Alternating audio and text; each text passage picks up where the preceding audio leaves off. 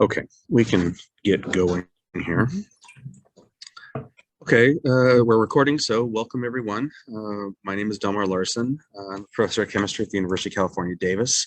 I'm also the director of the LibreTexts project, one of the sponsors of the Cal OER meeting. I'm presenting this presentation dealing with our global impact efforts in order to be able to expand the LibreTexts project into non-English content libraries. Co-presenting with me is Ethan Turner, a recent graduate from the computer science department at the University of California, Davis, and has been a master of many things, including all the infrastructure behind the machine translation approach. And he'll do the second half of the presentation. So let me get going here. I think everybody by now knows that the chat that you want to do should be done in Pathable. I will try to watch or monitor it from time to time, especially during the time that Ethan is presenting.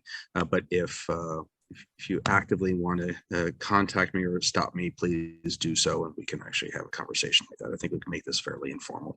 So, like I said, I introduced ourselves and such. So the first thing I want to introduce here is who basically funded the effort in order to be able to do the stuff that we're doing, which we're very excited about being able to do. So the U.S. Department of Education provided a sizable amount of investment in the LibreTexts project as a whole several years ago.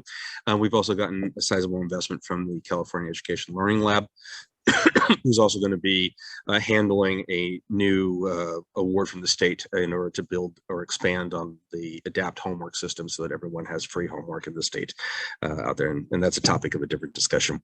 As far as the machine translation effort is done, the NICE CX1 is the company that we partner with that hosts the content that's on our core libraries, and they've been considered enough in order to be able to support us in expanding to outside of English. And then Amazon provided a significant amount of support in terms of having access to their machine translation infrastructure in order to do the stuff that we're going to be doing. So why are you here? So this is the general slide that I oftentimes like to give whenever I present OER presentations in order to identify the motivation that people want to come in here. And so typically there are two general categories that I identify that people come in order to build OER. One is either to make the textbook of the people or to make the textbook of the future, where the textbook of the people is for financial reasons in order to be able to make free resources, which the LibreText has been taking the lead on for several years. The textbook of the future is being able to take the textbook and augment it with either pedagogical advancements or technological advancements in order to address better education that's out there. The textbook of the future is done in order to be able to generate something that's free from external control. That includes free of external financial issues, which oftentimes plague students, gives you the ability in order to distribute the content, that is the textbook, freely, and to be able to edit and curate. So these are oftentimes wrapped into the set of 5 R's, which is the fundamental constitution of OER that no doubt has been discussed multiple times today in this meeting. And then to conclude, the ability in order to customize the content that comes in. The textbook of the future, because it's the textbook, because it's the future, we don't entirely know what it's supposed to be looking like, but we do know it's enabled by technology. So it's going to involve multiple levels of interactivity and engagement that is enabled. Let me get this screen out of my way. And that also involves introducing advanced pedagogy or evolving pedagogy, whether it happens to be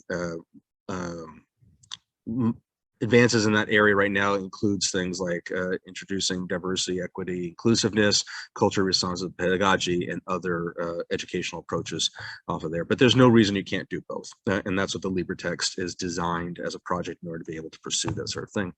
So about 5 years ago, the Babson Survey Research Group, which renamed themselves the Bayview Analytics Group, identified key barriers for adoption of OER by faculty. And there are a lot of aspects here that I'm not going to be able to discuss right now. But the one point that I want to emphasize here is the difficulty of finding content. And that's essentially the aspect behind how LibreText operates, in bringing OER content into a central repository that people can find content easily and then remix and customize content in order to build the textbook of the future or the textbook of the people. I will mention that the authors of that study, the Babson Research Group study, will be presenting the keynote presentation in Cal OER on Friday at 9:30 a.m. So if that sort of information and details are of importance to you, then I encourage you to show up for the presentation. Okay, so what exactly does LibreTexts do? I want to give a groundwork of this before starting to talk about how we use the LibreTexts in order to address this foreign language thing. So this is a mission statement that I oftentimes give out here. We are implementing a community-built platform for the construction, curation, adoption, and adaption. Those are the 4 critical components I think it's necessary for a successful OER program that of OER that is comprehensive and curated at multiple levels. So each of these words that are in bold, the 3 C's, are critical in order to define how the LibreText operates. So community means means the people who are involved in OER and basically engaged in the sharing is caring like model that underlies how OER operates. OER can be a very complicated topic in order to define. For the sake of this conversation, I'm just going to say free or freely available. But those 5 R's that I mentioned before are critical components in defining OER. Comprehensive means that we follow no gap left behind policy, which means that we are not focusing on a specific area. While I am a chemist, and chemistry is dear in my heart in terms of LibreText because of its development. We're interested in all facets of educational, from K to graduate level and across multiple fields. We also follow a no tech left behind policy, which means as emerging technologies are generated, that's open source, we embed them into our platform in order to empower authors in order to build the textbook of the future. But I also want to give a slightly different definition to comprehensiveness in terms of no person left behind. So essentially, instead of having something, a resource that's targeted to a specific clientele, whether that is an abled population or a specific gender population that doesn't, or targeting for specific race or other issues that doesn't really reflect a lot of the diversity, equity, and inclusiveness that we like to build into it. We want to be able to obviously make our content to be as comprehensive as nature in that aspect. And that can oftentimes be a very time intensive effort in order to be able to implement, but although important aspect. And that's underlying the key component of this topic that we're doing. Lastly, we want our content to be curated, which means it's a dynamic living library that we have the ability in order to update content instead of just having it as stored PDF files, for example. The LibreText project is the largest central repository of OER content on the internet today. We deliver somewhere in the order of about 700 to 800,000 page views daily, and we expect in this winter to celebrate our 15th year jubilee, where we will have delivered 1 billion page views off of that. So we have a great interest in order to distribute content as popular as possible. We have somewhere close to 500,000 page views, or sorry, pages of content, with numerous content. These are not updated aspects, but we have over 2,000 books out there and demonstrated over close to 6.5 millennia of confirmed reading. So underlying the LibreText project is the fact that the OER universe is fragmented. There's content found in a variety of sources, or there are library guides that go to content in a variety of different sources, including the Open Textbook Library, which is more of a referatory than actually a library, the OER Commons, which is typically more of a referatory, although they do have authoring capabilities, OpenStax, Merlot, Open Sunny, Galileo, Open Oregon, Nova, BC Campus, eCampus Ontario, Alberta, Hawaii, Sailor, California State University Affordable Learning Solutions, Oregon State University, and numerous other little mini repositories or larger state or system-wide repositories of OER content. And it's getting more and more fragmented off there, and hence harder in order to find. And this was the very first topic that was identified in the Babson research study, arguing the difficulties in order to find OER content. And it gets even more complicated when you deal with the fact that a lot of OER is found on individual faculty members' computers. And hence hidden from the general view of that. And our efforts is in order to bring everything centralized in order to empower OER as strongly as possible. And it's from that mechanism we can actually start to go beyond the English-based approach that we're dealing with here. So in other words, another way of viewing what we do is that we're building a bigger bucket of Legos. And we go through effort in order to harvest, which is our term of bringing content into our platform, OER content, following along the sharing is caring model that underlies OER, so that it's centralized so people can find the content easily, standardized so people can remix the content easily. It's interconvertible. You can build collections, aka books or other sources that you want to have out there. It's flexible in being able to combine things together, where you're essentially limited by your imagination in terms of being able to make these groups into the book that you want when the library becomes big. And that's what we've done off of here. And then ultimately it's curatable, which is a key component off of here. So why am I going through this aspect here? Is essentially that we are building this infrastructure in order to be as comprehensive and to distribute content as freely as we can. And the underlying infrastructure behind that is the Libraverse, where the libraries are the key components that I talked about. And there are a variety of ancillary components here, which are not important for what I'm discussing right here. So we distribute content in a variety of different ways. One is via physical books, which is not the main mechanism of accessing the content. You can access it via our website directly. You can embed into PDFs, learning management systems, print files, EPUBs will be available soon, physical books. You can even load the content into Raspberry Pi boxes, which were designed in order to distribute OER to developing countries. And that's the starting point of our global impact. And we also discovered during the pandemic that there were many populations in America that have limited internet access, either due to a lack of an infrastructure or due to lack of financial capabilities in order to access that. And our interest is in order to be able to take existing OER content and have the maximal impact out there. So the key point behind that, I'm going to skip over this in order to get straight into the machine translation aspect that we're doing here. So currently, there are about 220 million students that are in upper divisional or open-ended, sorry, for higher education institutions. And those are a lot of students that are out there that have a need in order to access OER. In fact, you can argue that in many countries, they have a greater need than in America and other affluent countries. And those students across the world have native tongues that come from a wide variety of different languages out there. And this is a general, just a snippet of different languages in different regions that are put down there. A better way in order to describe that is actually reflected in this way, where you can show the number of proportions of native speakers out there. English only has about 5% of the world, or 6% of the world population that speaks it as a first language.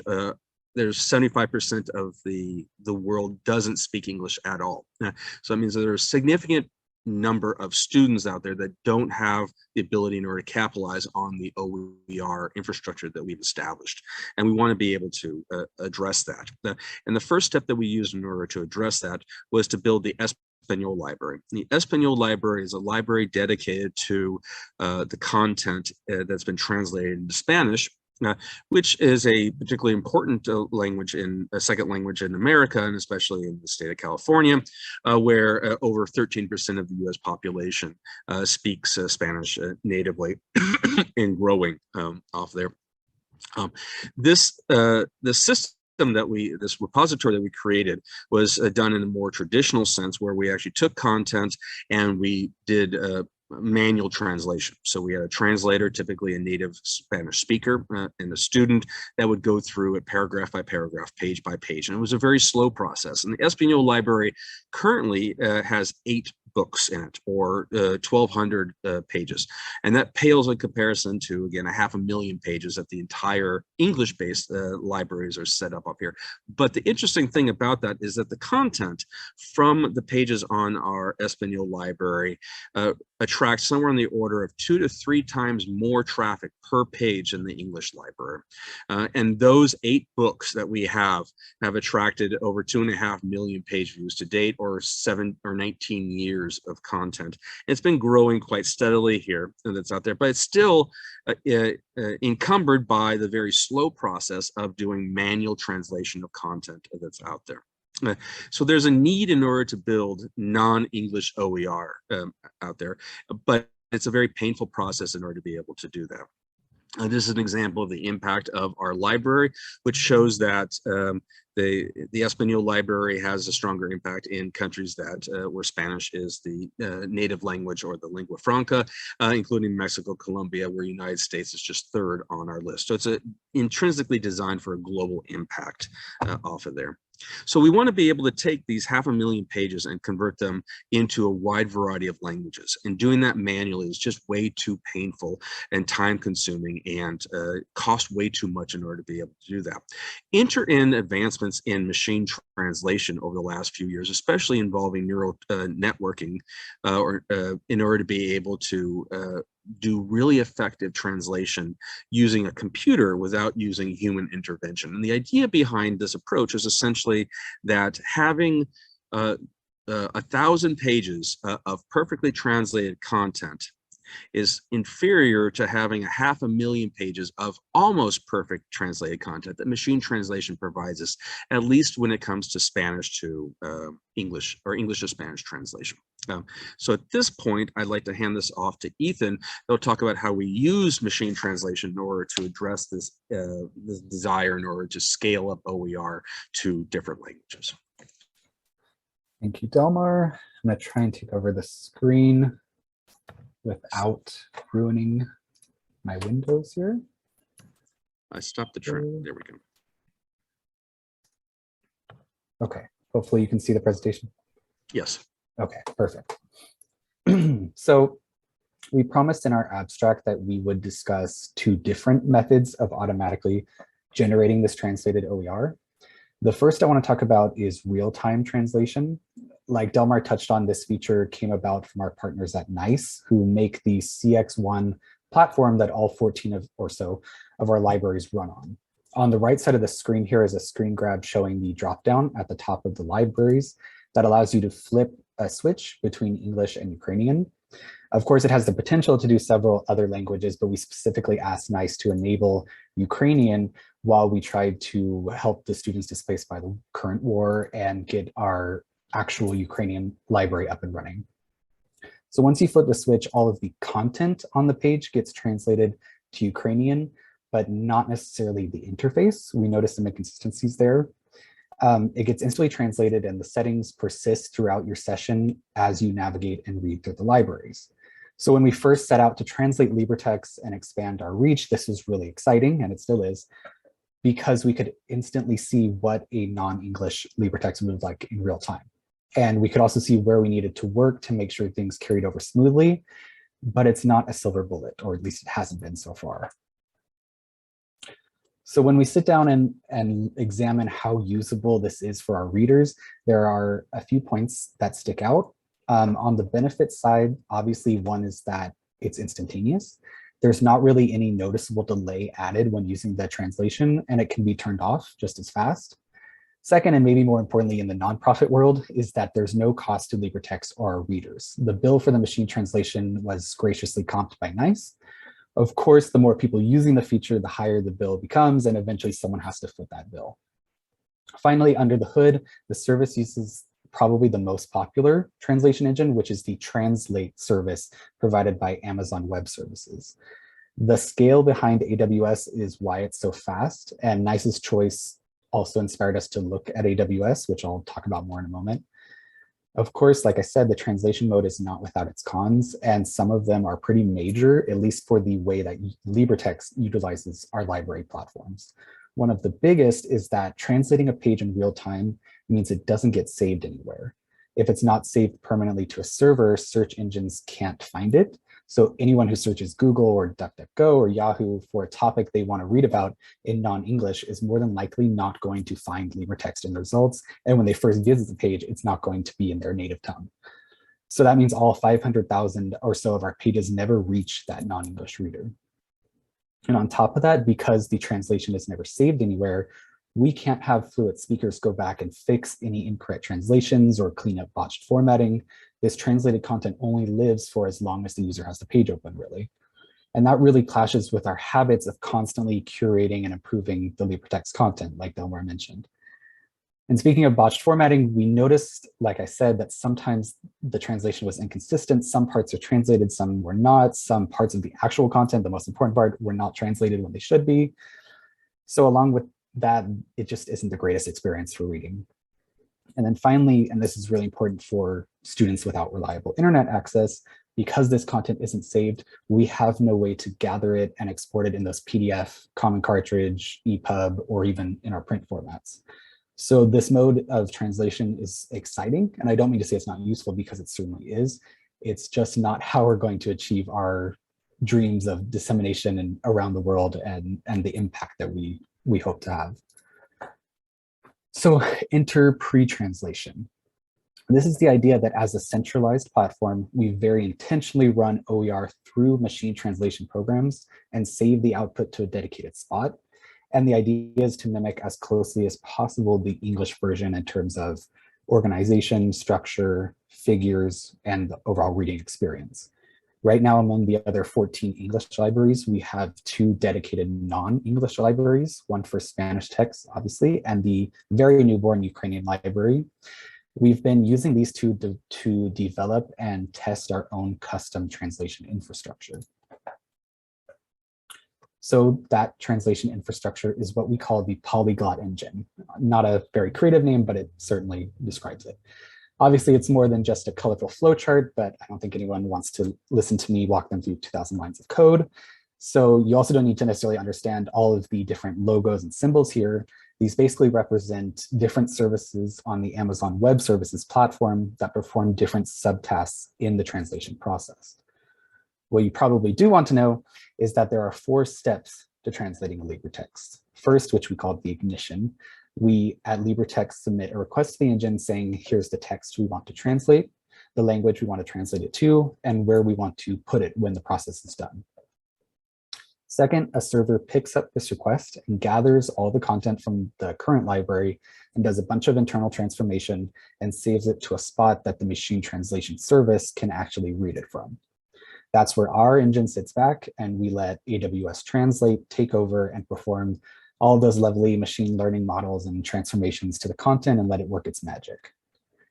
Finally, when that's all done, we gather those results and basically recreate what makes a LibreText. The original structure, the images, meta tags, related settings, properties, all those lovely things in the output library, which are now the Ukraine and Spanish libraries.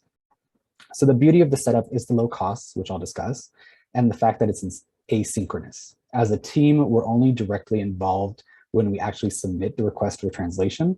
The setup is also not tuned for any specific language. So we can translate any of our text to any of the 75 or 80 languages that AWS supports anytime we want.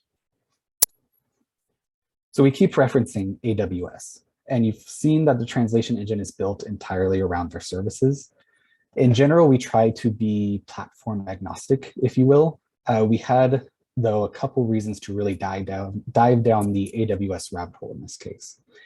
First, and most importantly, was the fact that we have a huge margin of free translation services to work with. When we got in touch with Amazon's higher education sub-team, they were really excited by our interest in their machine translation algorithms and our desire to translate all of our content to Ukrainian to help the students displaced by the war. Because of this, they gave us enough free credits to cover the translation costs of basically every single page in our corpus, which obviously we're very grateful for. The reason we were so interested in their algorithms in the first place is because of their quality. From the testing and the reading we did and the fluent speakers we chatted with, it seemed apparent that Amazon provided one of the most consistently accurate translation services on the market. Finally, frankly, we're already pretty familiar with the AWS ecosystem. The entirety of our Adapt homework system runs on AWS, and it's really helped us to keep costs low for such a powerful system. We're also exploring using their products to further improve our other services like the Comments and Conductor. So building on this infrastructure kind of just seemed like a natural way forward, a way to go. But this is absolutely not to say that other providers are out of the question. For example, Google's cloud platform, their counterpart, also has a machine translation service that we could certainly work a translation infrastructure around. The consideration, though, is how costly it is to do this scale of content translation. We've also heard on the street that Google's algorithms are not always as accurate, or maybe not always as consistent as Amazon's. So what we're really trying to do, as always, is balance the quality with the cost. So speaking of costs, everyone's favorite subject, I made a breakdown here of what it costs in both time and money, because they're the same thing, to translate just one average LibreText. In this example, we used the concepts in biology text from OpenStax. So you'll notice at the start of this sort of timeline progress bar up here, 2 steps are very quick and they take relatively little time, which also means they cost very little. At the end, the finalizing step takes a little bit longer, around 5 minutes, 5 or 6 minutes, but this is actually to protect our libraries. We have to throttle all of the requests to make sure we don't overwhelm the systems and prevent security measures from activating on ourselves, even though we own them. Even still, a 5-minute run costs LibreText less than $1. It's really affordable. And this is thanks to the idea of a serverless function. Instead of setting up a server that runs 24/7, even when it doesn't have work to do, and paying for every single minute of that, we tell AWS, this is the program we want to run, and here's when we want to run it or why we want to run it, and we only get billed for that time. And this is the same approach that Adapt takes, and it has really, and is going to save us a lot of money in the long run. So what sticks out like a sore thumb here is the huge bar for translation, which actually takes about 20 to 25 minutes to complete. We pay for translation by each million characters of text. So an average LibreText like this one will cost about $25 to $30 to translate. But thankfully we have that humongous sum of free translation to work with. Delmar actually asked me once or twice during this build process, why does the translation portion take so long? And it's really that it's the nature of the beast. The machine learning models are really intense computationally, and we're limited by the processors of our time, if you will. But at least this part is not charged by time. So it's something we accept, especially for the quality consistency of the work being done. So to me, this would not be a proper case study or research presentation, if you will, unless we examined some of the challenges and the drawbacks of this approach. Most importantly, in the context of OER, why we're here, is the idea of forking the content. When our infrastructure translates the text, it essentially takes a snapshot of the content at that point in time. Once it gets saved to the output library, there is no active connection between the English version and the translated version. If the English version is updated, our infrastructure doesn't know that, and we can't automatically update the translated content and vice versa. So this is something we've been thinking about since we started on this project, and unfortunately, we don't really have a solid answer for that right now. We're open to ideas, but this is to say that the dilemma is not lost on us. We're certainly thinking about it. Second, images. As you probably all know, textbooks often have images with embedded text as part of a diagram or maybe an annotation on a photograph. And there's no reliable way or cost-effective way to detect text and images, translate it, and edit the image. So this is where manual curation has to come into play, at least for the time being. Now, long processing times aren't a huge issue now, but it was certainly a challenge when we were designing this infrastructure to be able to perform everything hands-off asynchronously. Thankfully, I think we've come up with the right mix of tools to overcome that, and it seems to be working well so far. Lastly, platform specificity. Like I mentioned, we try to not develop our applications to conform to specific providers, especially if they're not open source or open in some way. But in this case, the benefits outweigh the downsides. And at the very least, we have a tested generalized map of the process that we can adapt to other platforms like Google's if necessary. So we have quite a bit of ways to go in translating the entirety of our corpus to either Ukrainian or Spanish or other languages. But we've already ran a few texts through the engine for people to start reading and sharing. First is that concepts in biology text, which we translated in Ukrainian. For the more philosophical among us, we have the meaning of love in Ukrainian as well. And finally, a lovely intermediate algebra text in Spanish. We'll share these links so you can start exploring if you wish. I do have them open here. Maybe Delmar can drop them in the chat. But now that we have a solid system in place, what we can focus on is expanding the Ukrainian and Spanish libraries with more texts from our main English libraries. And we can start recruiting fluent speakers to manually review and curate these translated versions where necessary, especially like I mentioned for images and diagrams. As we continue to use the engine, I'm sure we'll continue to iterate on it and make improvements where necessary, as we always do.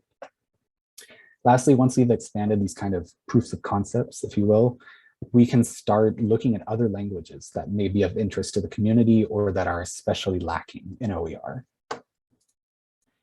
So we'll start finishing up here by mentioning that, as with the great majority of services we develop and use here at LibreTexts, the entirety of the Polyglot Engine's code is available for free online for anyone to learn from, or if you're up to it, adapt to your own workflow, and I will share that link. With that, just about done, but I want to hit our mission statement again. At LibreTexts, we are implementing a community-built platform for the construction, curation, adoption, and adaption of OER that is comprehensive and can be curated at multiple levels. And so with that, I think we will turn it over to questions. Thank you, Ethan. So we're very excited about what we're doing, because what we're basically able to do with the efforts that we've been doing with the support and with Ethan is to be able to take 500,000 pages of OER content and convert that into millions and millions of new pages of OER content in a variety of different languages in the world. And that will have a profound effect so that you can actually kickstart the OER efforts in languages that just don't have the resources that English has, largely because of the financial investments of the native English-speaking countries. And this, I think, is really great. I'm very excited about doing this, and I hope that other people share our enthusiasm. Anyone have any questions regarding this? Yes, Sarah. Hi there. I'm going to keep my camera off just because of craziness around here, but I was curious. So it sounds like you're focusing kind of more on the STEM areas right now. I was curious to see if you had gone into humanities and social sciences. And I asked because those are typically the areas where most machine translation falters quite a bit because there's so much more nuance in the language. Mm-hmm. But I'm curious to know what you guys are finding.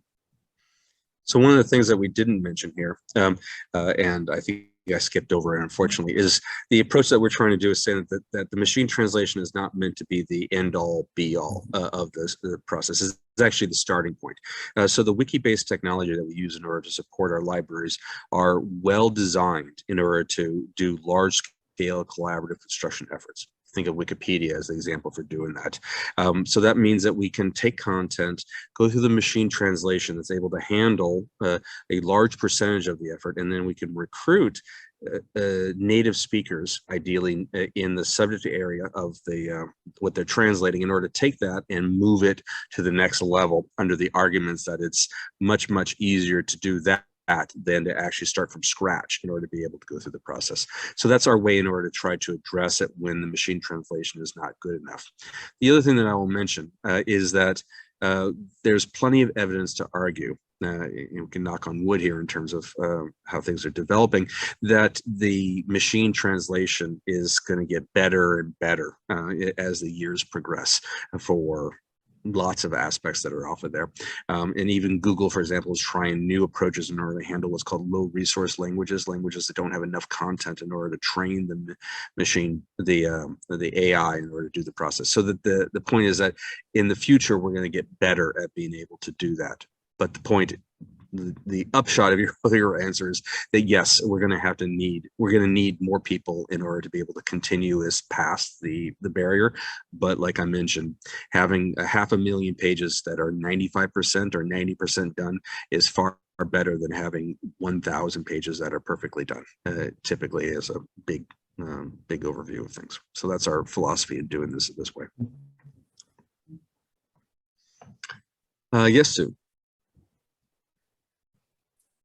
Hi, that was really interesting. I was wondering, so you were mentioning other languages that you might be broadening out into.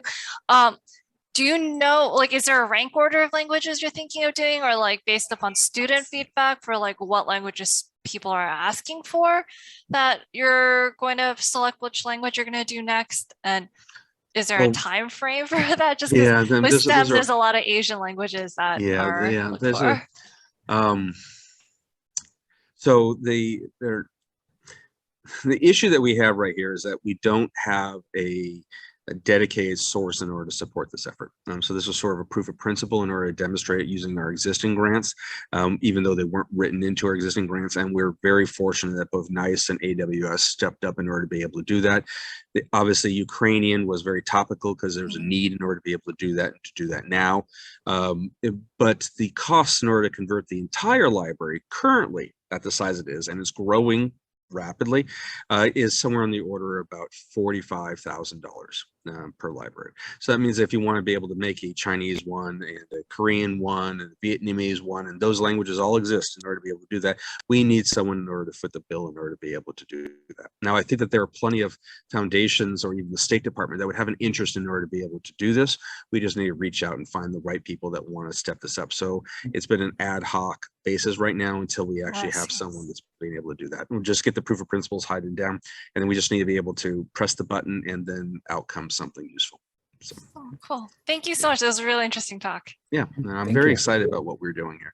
It's a beautiful example of when you consolidate things in a central infrastructure, you can do a lot with that instead of having it fragmented in various spots that you're unable to bring it together and do these sort of efforts. So unless there are any other questions, let me check the chat. Sarah mentioned a few things. I don't see anyone raising their hands anymore.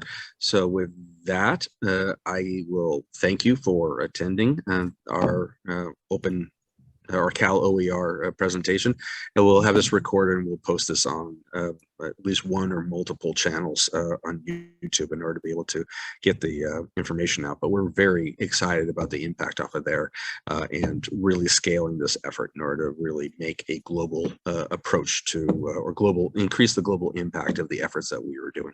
So with that, thank you very much and have a good day. Thanks, everyone.